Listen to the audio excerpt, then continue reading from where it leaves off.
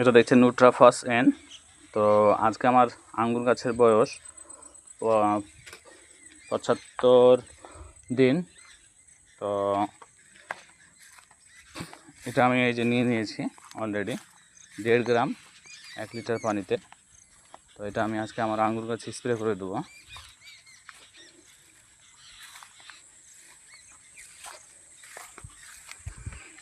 এ হচ্ছে আঙ্গুর গাছের অবস্থা।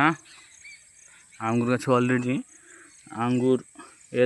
আঙ্গুর ধরে গিয়েছিল, আমি কেটে ফেলেছি। এটা আপনাদের দেখানো হয়নি। এই যে এখানে যে বাটটা দেখছেন, এই বাটে আঙ্গুর আসছিল, এটা কেটে ফেলে দিয়েছি। তো এই অবস্থাতে তো আঙ্গুর মোটেও নেওয়া যাবে না, আগে গাছ রেডি করতে হবে, এরপরে আঙ্গুর। তো আজকে স্প্রে হিসাবে যে আমরা নিউট্রাফস ব্যবহার করব, পাম্পিং করে নিই